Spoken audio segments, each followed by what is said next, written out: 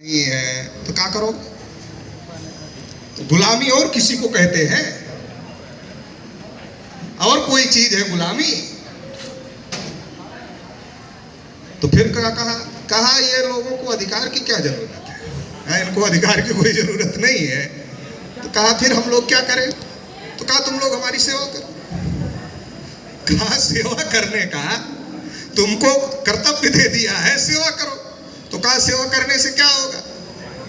कहा इस जन्म में तो कुछ नहीं हो सकता है। तो कहा इस जन्म में क्यों नहीं हो सकता है? तो कहा ये जन्म तो पिछले कर्मों का पाप है ना। ये जो तुम ओबीसी में पैदा हो गए हो, एससी एसटी में पैदा हो गए हो, ये तो पिछले कर्मों का पाप है। तो इस जन्म में कैसे होगा? हाँ, इस जन्म में ब्राह्मणों की निष्काम भाव से सेवा करोगे तो ऐसा हो सकता है कि अगले जन्म में तुम भी ब्राह्मण बन जाओ। अब पता नहीं हमारी कितनी पीढ़ियां, हमारी पता नहीं कितनी पीढ़ियां क्या कर रही, सोच रही है कि ये जन्म तो बिगाड़ ही लिए, अगला जन्म सुधार ले। ये हमारे लोग जो है ये बहुत ज्यादा चिंतित है अगले जन्म के लिए। अगला जन्म सुधारने के चक्कर में ब्राह्मणों की गुलामी करने में लगे हुए और ब्राह्मण इसका फायदा उठा रहे। मैंने कहा अरे भाई, कितनी हजारों पीढ़ियां निकल गई अगला जन्म सुधारने के चक्कर में, ब्राह्मणों की बात मानते मानते, उनकी सेवा करते करते। अब तो ब्राह्मण बहुत ज्यादा संख्या में हो जाना चाहिए था, ओबीसी एससी एसटी घट जाना चाहिए था और ब्राह्मण अगले जन्म में ब्राह्मण हो जाता, अगले जन्म में ब्राह्मण हो जाता, अगले जन्म में ब्राह्मण हो जाता, तो ब्राह्मणों की संख्या बढ़ जानी चाहिए थी। लेकिन वो अभी 3.5 के 3.5 है और अभी गिनती से डर रहे हैं, पता नहीं और कम हो गए हो,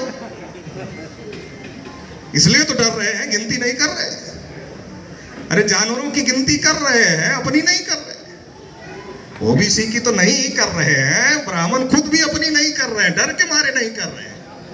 उनको पता है कहीं ये 3.5 का और आधा ना 1.5% हो जाए। तो ये व्यवस्था ब्राह्मणों ने बनाई और ब्राह्मणों ने ये जो व्यवस्था बनाई ये अंग्रेजों और मुगलों के आने के पहले बनाई। टाइम्स ऑफ इंडिया में 21 मई 2001 को खबर छपी है कि भारत में जो ब्राह्मण रहते हैं उनका जो डीएनए है वो यहां किसी से नहीं मिलता है।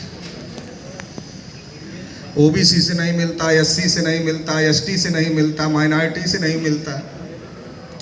तो कहां से मिलता है? तो बताया यूरेशियन लोगों से मिलता है, यहां से मिलता ही नहीं। कितना बड़ा घोटाला कर गए, कितना बड़ा गड़बड़ झाला कर गए। अरे हमें आज तक नहीं पता लगने दिया। अंग्रेजों के बारे में उछल उछल के बोल रहे हैं, विदेशी थे। मुगलों के बारे में ब्राह्मण उछल उछल के बोल रहे हैं, विदेशी थे। और अपने बारे में चिड़ी चुप रहे, अपने बारे में बोल ही नहीं रहे, हम भी विदेश से आए और यहाँ के लोग। सबसे खतरनाक गुलामी तो इन लोगों ने थोपा। अरे अंग्रेज चले गए, अंग्रेजों की गुलामी खत्म हो गई, मुगलों का राजपाट खत्म हो गया, मुगल चले गए, उनकी गुलामी खत्म हो गई। अरे इनका तो जाने का नाम ही नहीं ले रही है, क्योंकि इनकी गुलामी दिमाग की गुलामी हो गई है और इसलिए जाने का नाम नहीं ले रही। हमारे ओबीसी के लोग छत्तीसगढ़ में भी ऐसे ही करते होंगे, बच्चा खुद पैदा करते हैं, नाम पंडित को पूछ के रखते हैं। अरे जब बच्चा खुद पैदा कर सकते हो तो नाम क्यों नहीं रख सकते? बच्चा पैदा करना कठिन काम है कि नाम रखना कठिन काम है? बच्चे को पढ़ा करके बड़ा करते हैं, डॉक्टर, इंजीनियर, वकील, प्रोफेसर बनाते हैं और फिर शादी का समय आता तो क्या करते हैं? अनपढ़ पुरोहित को बुलाते हैं और उससे शादी की तारीख निकलवाते हैं, फिर शादी उससे करवाते हैं।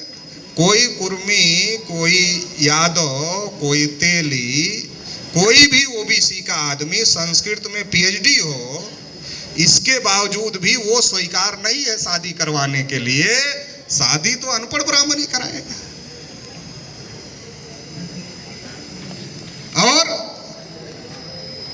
ये करते करते जब चले जाते हैं तो घर वालों को विरासत में देके जाते हैं। जमीन जायदाद तो देके जाते ही है, ये गुलामी भी विरासत में देकर जाते हैं। वो बेटे को बोलते हैं, क्या बोलते हैं, जा पंडित को पूछ के आ तो चलाया जा रहा है। पिताजी की आत्मा शांत हो गई कि नहीं शांत हो गई, पूछ के आ तो। अब पंडित के क्या गया पूछने, अब पंडित संकट में। अगर वो कह दे कि आत्मा कुछ नहीं है भैया, ये शांत और ये नहीं होती है, कुछ है ही नहीं, तो पंडित का रोजी रोजगार खतरे में। तो पंडित कहता भटक रही है, सतर्क रहना, लोहा वोहा रख के साथ में सोना, नहीं तो रात में गला भी दबा देगी आकर के। तो अपना आदमी अपने ही बाप की आत्मा से डर जाता है, अपना आदमी अपने ही बाप की आत्मा से डर जाता है। मैंने कहा अरे भाई बुद्धि लगाओ, जो पिताजी खुद अच्छा नहीं खाए हमको अच्छा खिलाए, खुद अच्छे कपड़े नहीं पहने हमको अच्छा पहनाए, खुद बहुत कष्ट उठाए कि हमारी फीस टाइम पे जमा हो, हमको अच्छा खाना मिले, हमारी अच्छी पढ़ाई हो, ताकि हम पढ़ लिख कर अच्छे आदमी बन जाएं। वो पिताजी की आत्मा अगर मरने के बाद ताकतवर रहेगी तो हमारे खिलाफ काम करेगी कि हमारे दुश्मनों के खिलाफ काम करेगी। अगर आत्मा में ताकत होती तो हमारा गला दबाने के बजाय हमारे दुश्मन का गला दबाती, और फिर शांत करने की जरूरत ही नहीं है, क्योंकि फिर हमको लड़ने की जरूरत नहीं पड़ती, पिताजी की आत्मा ही लड़ती रहती सबसे। तो हम लोगों को मूर्ख बनाया, तो इसलिए गुरु घासीदास जी इन सब बातों के खिलाफ में थे। गुरु घासीदास जी इन सब बातों के खिलाफ थे, लेकिन उनके साथ भी चमत्कार जोड़ दिया। चमत्कार जोड़ने का मतलब अंधविश्वास पैदा करना है, और जहां अंधविश्वास है वहां ब्राह्मणवाद है, जहां ब्राह्मणवाद है वहां असमानता है, वहां ऊंच नीच है, वहां भेदभाव है, वहां छुआछूत है। तो हमें समझना पड़ेगा कि गुरु घासीदास जी का मूल विचार क्या था और उनमें जोड़ क्या दिया जा रहा है। क्या जो जोड़ा जा रहा है, जो बताया जा रहा है, वो गुरु घासीदास जी का मूल विचार था कि नहीं था? और अगर नहीं था तो हमें अपने लोगों को समझाने की जरूरत है। ये कैसे कहा बताया जा सकता कौन सा था कौन सा नहीं था? बाबा साहब डॉक्टर अंबेडकर जब बुद्ध के साहित्य का अध्ययन करना शुरू किए तो बाबा साहब डॉक्टर अंबेडकर पढ़ते पढ़ते पढ़ते पढ़ते बहुत असमंजस में पड़ गए। इतना लिखा है, इतना लिखा है, इतना लिखा है, इतना लिखा है, इसमें कौन सा बुद्ध का है कौन सा नहीं है? बड़ी समस्या पैदा हो गई बाबा साहब डॉक्टर अंबेडकर के सामने कि इतना लिखा है। तो बाबा साहब डॉक्टर अंबेडकर ने यह तय किया कि ये जो सारा लिखा है ये तो बुद्ध का नहीं हो सकता है। तो बाबा साहब डॉक्टर अंबेडकर ने फिर बुद्ध का ही फार्मूला अपनाया कि तर्क करो, तथ्य देखो, और तर्क और तथ्य के आधार पर जो बातें सही लगती है वही हो सकती है, जो नहीं सही लगती है। मतलब क्या है? एक लड़ाई थी ना, वो लड़ाई क्या थी? वर्ण व्यवस्था के खिलाफ, जातिवाद के खिलाफ, ऊंच नीच के खिलाफ, भेदभाव के खिलाफ, आडंबर के खिलाफ, पाखंड के खिलाफ एक लड़ाई थी तथागत बुद्ध की। वही लड़ाई थी गुरु घासीदास की। अगर उसमें कुछ बातें ऐसी डाली जा रही है गुरु घासीदास जी के नाम पर जो इस लड़ाई के इन विचारों के खिलाफ में है, तो इसका मतलब है ये समझने की जरूरत है कि ये डाला गया है, ये गुरु घासीदास जी का ओरिजिनल विचार नहीं हो सकता है। ये समझने की जरूरत है कि ये डाला गया है, यही ब्राह्मणीकरण है। तो हर जगह हमको तर्क लगाना होगा, तथ्य देखना होगा, और तर्क और तथ्य के आधार पर हम लोगों को चीजों को तय करना होगा। क्योंकि ये जो गुरु घासीदास जी का आंदोलन था, ये एक लड़ाई थी, एक क्रांति थी। और किसके खिलाफ लड़ाई थी? वर्ण व्यवस्था के खिलाफ, जाति व्यवस्था के खिलाफ, ऊंच नीच के खिलाफ, छुआछूत के खिलाफ, अंधविश्वास के खिलाफ, पाखंडवाद के खिलाफ लड़ाई थी। अगर गुरु घासीदास जी का नाम लेकर कोई उसी में हमको ढकेलना चाह रहा है, बाबा साहब अंबेडकर का नाम लेकर कोई हमको उसी में ढकेलना चाह रहा है जिसके खिलाफ ये लोग लड़ रहे थे। तथागत का नाम लेकर कोई उसी में ढकेलना चाह रहा है जिसके खिलाफ ये लोग लड़ रहे थे। तो इसका मतलब ये है कि हमें गलत रास्ते पर ले जाने की कोशिश की जा रही है। समाज इमोशनल है, समाज नहीं समझ सकता बहुत सारी बातों को, लेकिन पढ़े लिखे लोगों को ये बातें समझना चाहिए, उस पर पहल करनी चाहिए और पहल करके लोगों को समझाना चाहिए। अगर ऐसा हम लोग करते हैं तो निश्चित रूप से हम लोग जो गुरु घासीदास जी के विचारों का जो ब्राह्मणीकरण किया जा रहा है उससे हम लोग बच सकते हैं और अपने समाज को भी बचाने का काम कर सकते हैं। तो ये बातें हम लोगों को ध्यान में रखने की जरूरत है, क्योंकि एक संघर्ष है और ये संघर्ष एक लंबे समय से चल रहा है। ये जब इस देश में ब्राह्मण आए और ब्राह्मणों ने जब इस देश में वर्ण व्यवस्था जाति व्यवस्था बनाई, तब से लेकर आज तक ये संघर्ष जारी। एक समय था जब तथागत बुद्ध इसके खिलाफ लड़ाई लड़ रहे थे, एक समय था जब तमाम संत इसके खिलाफ लड़ाई लड़ रहे थे, और 1848 में ज्योतिबा फुले ने इसके खिलाफ लड़ाई शुरू की। छत्रपति साहू महाराज ने इस लड़ाई को आगे बढ़ाया और बाबा साहब अंबेडकर ने उस लड़ाई को संविधान तक पहुंचाया। लेकिन क्या संविधान बनने के बाद, संविधान में सारी बातें लिखी जाने के बाद, संविधान में तो मनुष्य और मनुष्य समान हो गए, आदमी आदमी बराबर हो गया, लेकिन क्या आज हम बराबर हैं?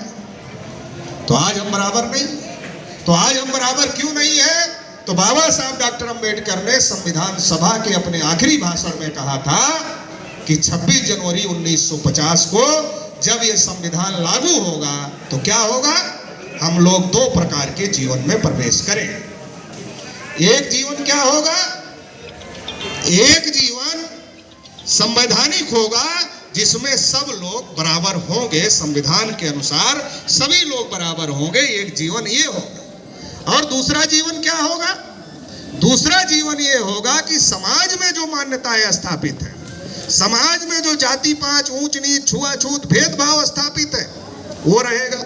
एक तरफ संविधान रहेगा, एक तरफ समाज रहेगा। संविधान में सब बराबर है लेकिन समाज में सब बराबर नहीं। अब संविधान में सब बराबर है, समाज में सब बराबर नहीं है, तो दोनों में टकराव पैदा हो। अभी जो टकराव दिखाई दे रहा है, संविधान कहता है सब लोग बराबर है, लेकिन लोग एक दूसरे को बराबर मानने के लिए तैयार नहीं। तो बाबा साहब अंबेडकर ने यह चेतावनी देते हुए कहा था कि अगर इसको समय रहते समाप्त नहीं किया गया, जो समाज में सामाजिक और आर्थिक गैर बराबरी है, अगर इसको समय रहते समाप्त नहीं किया गया तो यह बड़ा खतरा बन जाए। तो जिन लोगों के हाथ में सत्ता आई उनको समाप्त करना चाहिए था, लेकिन जिन लोगों के हाथ में सत्ता आई उन लोगों ने इसको समाप्त करने की कोशिश नहीं किया। क्यों नहीं कोशिश की? क्योंकि उनके दिमाग से यह बात निकल ही नहीं रही है कि हम मुंह से पैदा हुए। उनके दिमाग से यह बात निकल नहीं रही कि हम मुंह से पैदा हुए, इसलिए हम बड़े। अब आज की तारीख में विज्ञान का युग है और किसी को कहा जाए कि आदमी मुंह से पैदा हुआ है, तो लोग हंसेंगे कि अरे यार, कोई आदमी मुंह से कैसे पैदा हो सकता है? तो इसलिए मैं कहता हूं कि जाहिलों की जमात जो ये कहती है कि हम मुंह से पैदा हुए हैं, ये जाहिलों की जमात है। अब उनके दिमाग से ये निकल नहीं रहा कि हम मुंह से पैदा हुए। अब ये नहीं निकल रहा है तो वो जो संविधान कह रहा है उस तक वो आ नहीं रहे। तो कहां है वो? अभी भी मनुस्मृति में है। राज संविधान का चल रहा, मनुस्मृति का कब का खत्म हो गया? राज संविधान का चल रहा है। राज गुरु घासीदास, बाबा साहब डॉक्टर अंबेडकर के विचारों का चल रहा है कि मानो मानो एक समान है। लेकिन उनके दिमाग में वो एक्सेप्ट ही इसको नहीं कर पा रहे। उनके दिमाग में तो ताला बंद है कि नहीं हम ही बड़े हैं। उनके दिमाग में घुस ही नहीं रहा है। तो वहां इनको पढ़ने का अधिकार नहीं होना चाहिए, क्योंकि मनुस्मृति में क्या लिखा? अगर शूद्र पढ़े तो कान में शीशा पिघला कर डाल देना चाहिए। सुन ले तो कान में शीशा पिघला कर डाल